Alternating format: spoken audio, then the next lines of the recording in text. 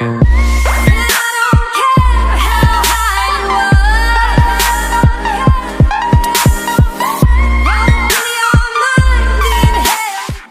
What's happening, fellas, man? I hope Trials is treating you guys all right, man. Hope y'all getting all the gear and weapons you may want. Now, of course, you might have already run across this Trials of Osiris Handcannon Exile student, and I'm going to be doing a review on this and kind of going over everything about this handcannon and how it has been working for me in Crucible. Fellas, before we get started today, if we can go for another 1,000 likes, man, again, it always helps me out a bunch when y'all hit that like button. But as always, guys, only like the video if you actually like the video. So without further ado, fellas, let's kick it off.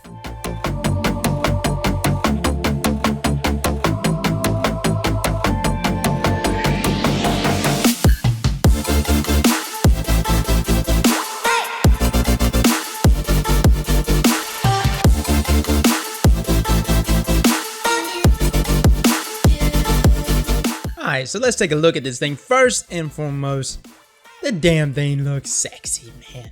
I gotta say, dude, the art people in Bungie, they know what they doing, man. I'm telling you, dude, I don't care if looks could kill, dude, this would do it every single time. But unfortunately, there's some things about this weapon that we need to talk about. First and foremost, Snapshot is the intrinsic perk that comes with, I guess, just this Adept Handcannon. I don't think Snapshot really goes with any other handcannons or any of the other weapons, I mean. But at least from what I'm seeing here with the Adept version on this handcannon, you do get Snapshot as that intrinsic perk. If you ever got any of the Adept weapons from last year, you of course got Last Resort. So they're kind of taking things out of what is used a bunch in Trials and kind of giving you abilities that makes the weapons better just all around the board in all Crucible events. Now this is what I'm running on mine: Smooth Ballistics. I even throw Hammer Forge, Explosive Rounds, and Hidden Hand. Now of course you can get Firefly on it, which makes this, if you look at this, Explosive Rounds and Firefly, you almost got another Fatebringer situation. You see where I'm coming from right here, guys? Just the only thing missing, of course, is Outlaw. Extended Mag only bumps that up by 1, so I'm just like, whatever. Brace Frame, you're already killing your range. The range on this thing is already, I mean, when I first saw that, I was like, oh, man, that's horrible, dude. And then I boosted it up a little more, and then, of course, with Hammer Forge, none of this makes this stat right here beautiful. None of it. I mean, it's just not a beautiful looking stat. And then of course the rate of fire and impact is not necessarily my favorite. Now let's talk gameplay, man.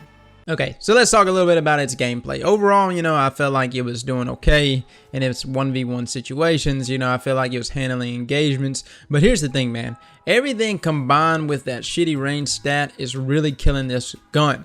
I hate it too, because I am always been a huge fan for trial weapons. I'm under the opinion that trial weapons should be the most dominant weapons in Crucible. And unfortunately, this is not a weapon you will be dominating with. I can tell you that right now. The issue is that this weapon falls into the same archetype as Revelator and Water Star and Appellant. Now you might actually sit there and say, I love that archetype. That's my favorite. And you and the guys out there that like to land 2 crits, 1 body shot, that's a wonderful club to be in. But I like to be in the inaccurate club where we only have to land in 1 crit and 2 body shots. Your Ias Lunas, your Fennel's Peril, your Lord High Fixers, you know what I'm saying? Those are the guns that I'm in love. That Palindrome, those are my favorite kind of weapons, and that is my archetype. And not only is it in the archetype that I dislike, but it's also got very shitty stats, man. You got a handcannon that has 19 range. Now, granted, it is a little better range than what a lot of the weapons are, handcannons are in its own archetype. But comparison to something like Ias Luna or Lord High Fixture, man, when you've got other handcannons like Palindrome that have 39 range base default stat, that's just its base stat, and then you crank out this Trials weapon with only 19 range. You're looking at a lot of issues there with not having hits registered. There were so many times that I would shoot, I would see the explosive round. I would actually see the explosive round hit whoever it was, but no damage would occur because of some issue we've got here in Destiny with the whole Phantom Bullet situation.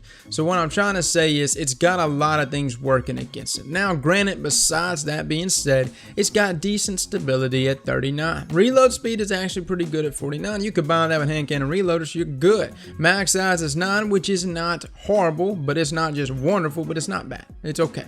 Aim assist of You know, 94, that's nothing I'm just jumped up about. Aim assist is kind of one of those stats, especially when it comes to hand cannons, I'm not overly jumping up about. It's nothing that would sway me from using another hand cannon just because of the aim assist value.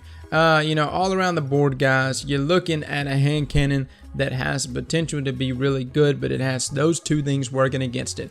Number one, the range stat. Number two, the archetype that it falls under.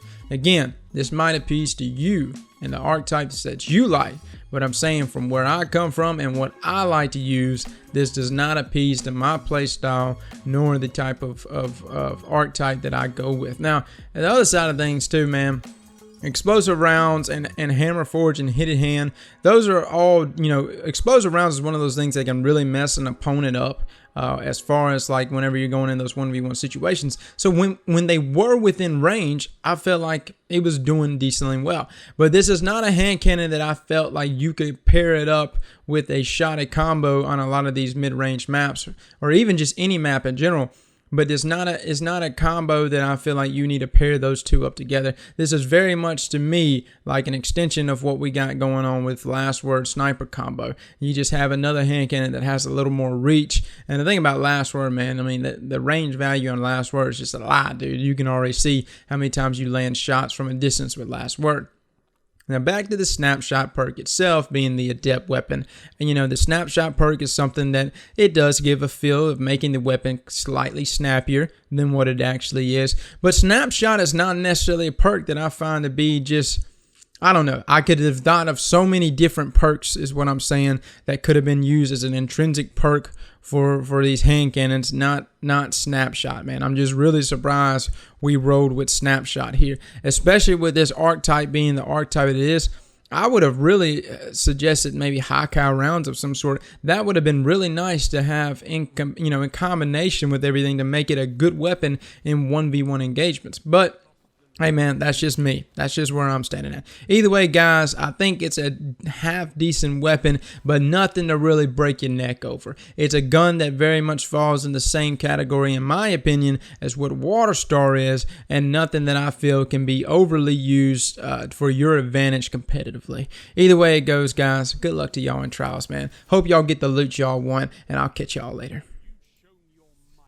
Slap that like button like your mama told you right.